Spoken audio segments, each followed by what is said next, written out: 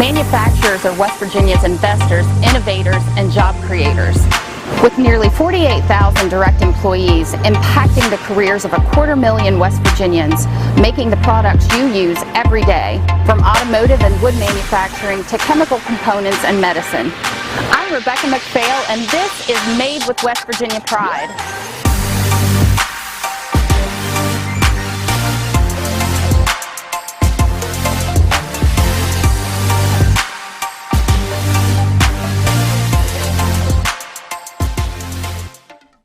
Today, the West Virginia Manufacturers Association travels to South Charleston for a tour of Covestro.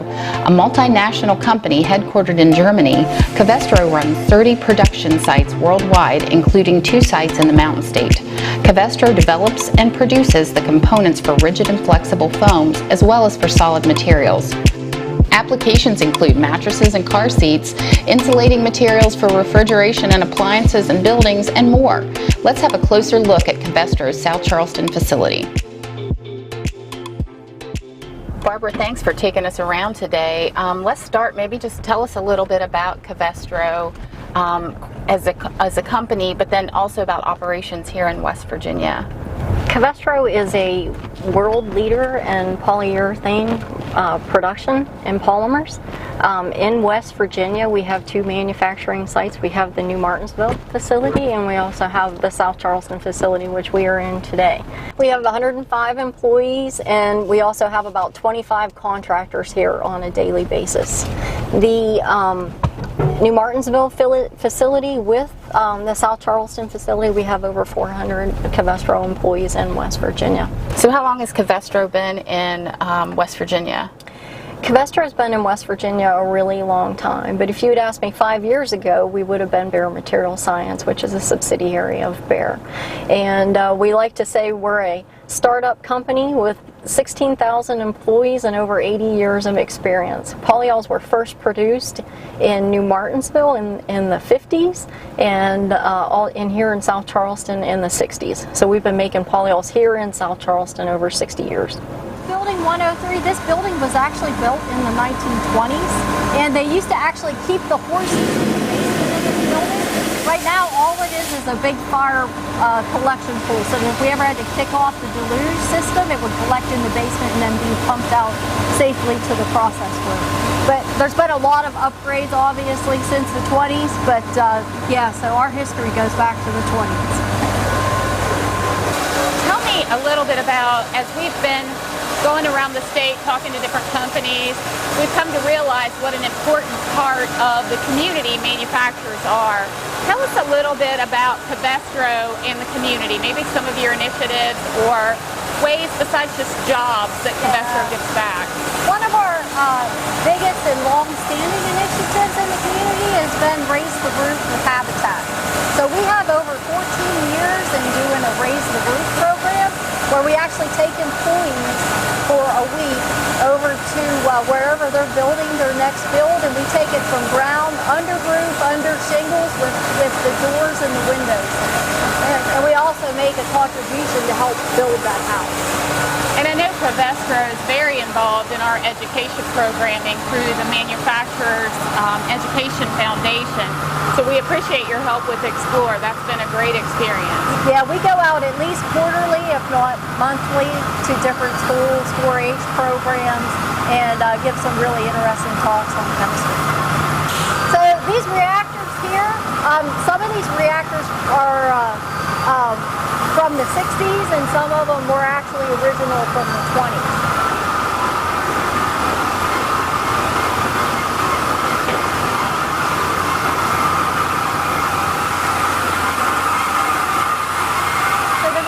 Actually do span all 3 floors of the building.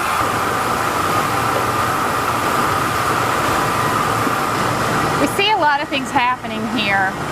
Help me understand how this impacts my life every day. What are some of the end uses of the chemicals that you're producing here?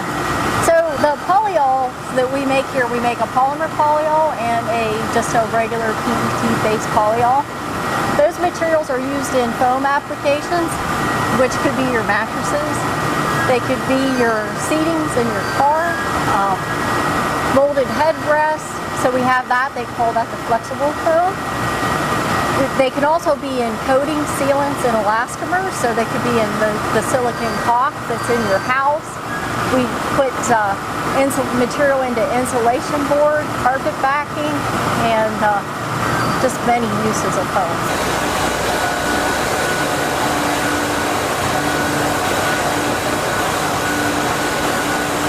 So here in South Charleston, most of the materials that we get are either in truck, rail, or by barge. If you look over at the North Charleston facility, you can see we're unloading a raw material by barge. So we use that material on the island and into the reaction systems that we just walked by to make that polyol that goes into urethane foams. We are standing in the Covestro plant laboratory, and we're going to do a demo of what a foam manufacturer would do if we supply them our product. So Micah Moore, she's going to take the resin that a foam manufacturer would use, mix it with an isocyanate, and we'll watch the foam rise in a applications test, which we typically run on quite a few of our polyols when they go out the gate, just to make sure they're going to perform correctly at the customer. So really a test of quality. Test of quality. Excellent. See what I have here is the product, and it's a polyol resin with an additive catalyst, surfactant, and flowing agent. And so I'm going to mix it for 55 seconds.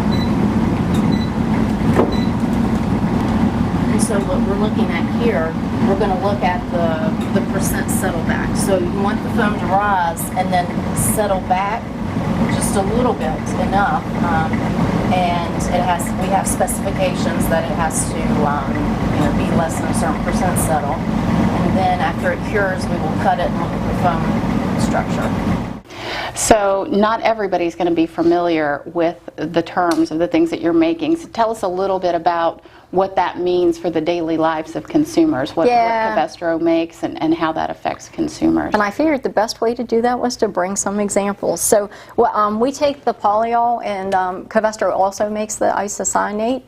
Here in South Charleston, we only make the polyol. And so a foam manufacturer will take both of those parts, they will mix them together, and you will end up with something like a mattress that you use in your daily life. This is a standard coil mattress. This one here is actually a visco piece of foam, if you want to feel like what that feels foam. like. Yeah, the memory foam. It could also go into a rigid foam, which could be insulation panels or anything that needs to be a rigid type application. What we actually make, though, looks like this. So this is the polyol side of the material, and then we also make a different kind of material that's polymer polyol. It's a little thicker, and it's got some monomers in it to do load building for applications. So one of the things that makes me proud to represent the West Virginia Manufacturers Association is the way our companies operate, and Covestro is no exception. I know that you have as a company sustainability goals and practices that really are aimed at improving the environment. Do you want to talk a little bit about that with us today, or can you tell me a little more? Covestro was one of the early sign-on companies to the UN sustainability goals, and we take a lot of pride in the things that we do to meet those. One of the things that we are trying to do is reduce our carbon footprint by 50% by the year 2025. So that's a tall order. So some of the things we do is we're trying to reduce energy costs. Barbara, thank you so much for having us out today. We've learned a lot about Covestro, what you do in the community, your corporate sustainability goals, and we've certainly enjoyed the tour around the plant. So we appreciate the time and are really appreciative of your membership in the WVMA. Well, thank you, and thanks for coming, and Covestro appreciates your interest. From the highways and the back roads, over the mountains and in the valleys, there is something made with West Virginia pride around every corner. Things you use at home and at work every single day. Thank you for joining us today. We hope you'll get to know your local manufacturers. For more information, please visit www.wvma.com. We'll see you next time.